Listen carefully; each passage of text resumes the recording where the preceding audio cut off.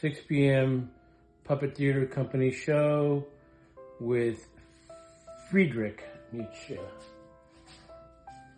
Take one. Good afternoon, everybody. My name is Frida. Me llamo Frida Kahlo.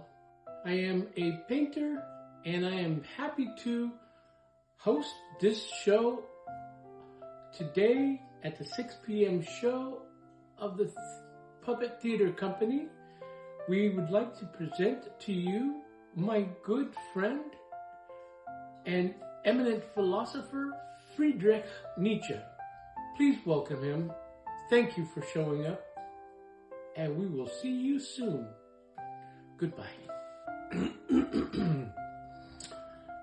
Well, hello. My name is Friedrich Nietzsche. I am a philosopher. I am from Germany. And today, I am not sure what the topic will be, but they will come out. It's a mystery.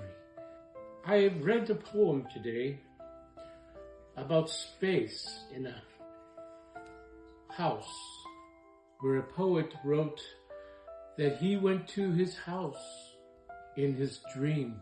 And so he's inhabiting a space, a dream space. And he called this dream space his new reality. We have so many realities. We have the reality of this world as we see it. And we have the reality of our dream spaces.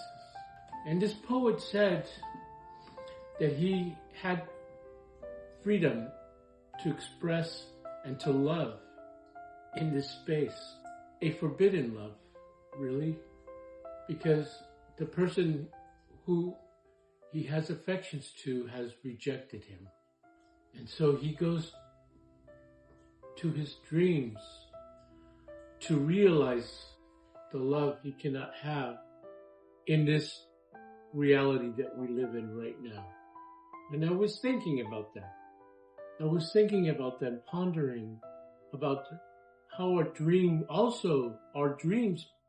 also shape our realities. So much has been said about this. For example, Mozart.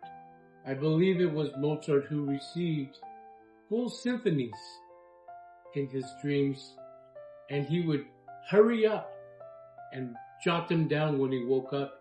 And it was music that was never heard before. How can that be? This is a very interesting question.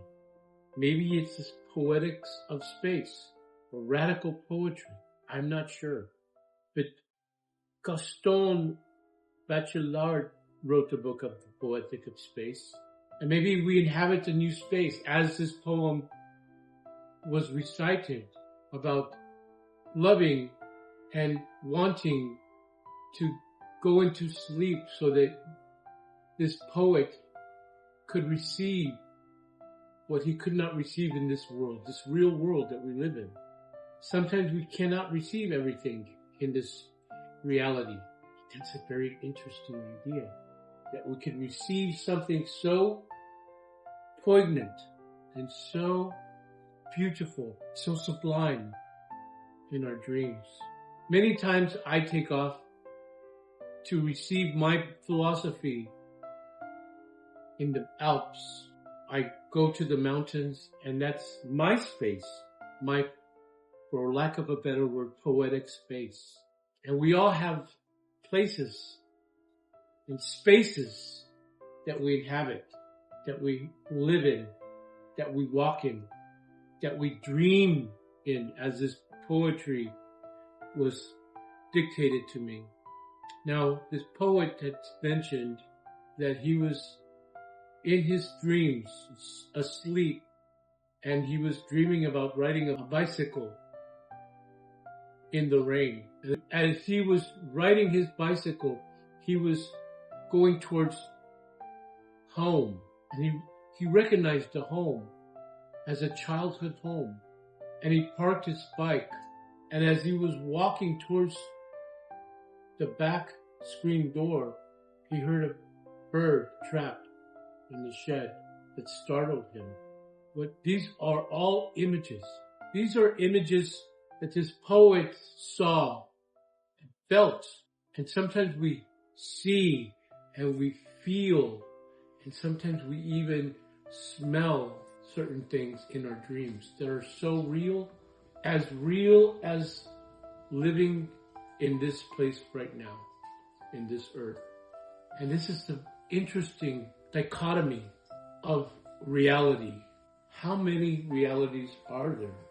The reality of the life we live in right now, the one that you're watching, the reality of dreams, the ones that we inhabit when we sleep. Our mind never turns off. Our mind is constantly working. But these realities are as real as the one that we have now. And I keep on mentioning it because it's an important fact. And as this poet walks into his screen door, he reminds himself that this house was his house of childhood. This is what Gaston Bachelard talks about in his Poetics of Space. We inhabit these spaces, earth and reveries of will, earth and the reveries of repose, staircases, cupboards, and doors, and architecture reminds us of a space. And this poet was writing about this space that he recognized, this childhood space, his home, and he walked in through the back, as he had always walked in through the back gate and the back door, the screen door, when he was a child. And he traversed this home and found his lover, the woman that he is in love with. And she calls him by a nickname he hadn't heard in many years. And only she knew that nickname, and only he knew that nickname. And he felt, as the poet recalls, at home. But this was not his home. When he woke up, he said he was in his apartment.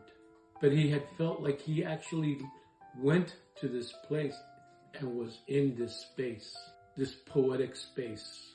And this is a very intriguing philosophical question about realities.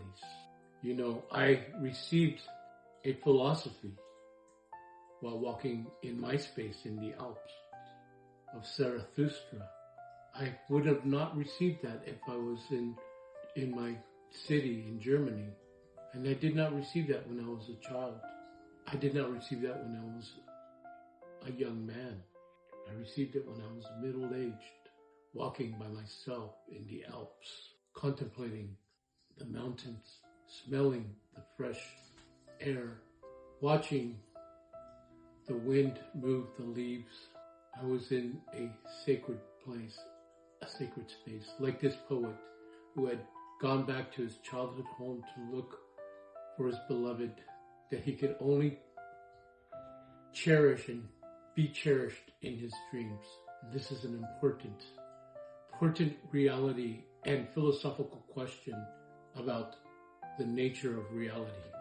I would just like to leave that there for you to ponder and to maybe think about your own spaces that you inhabit, maybe dream spaces, maybe real spaces. Maybe you have a garden, or maybe you take a stroll at night where you get your inspirations. Thank you very much for listening to my monologue, and I hope I did not bore you. Thank you for having me, Rita, and I enjoyed speaking to you about this philosophical idea. Thank you. Good night. Bye.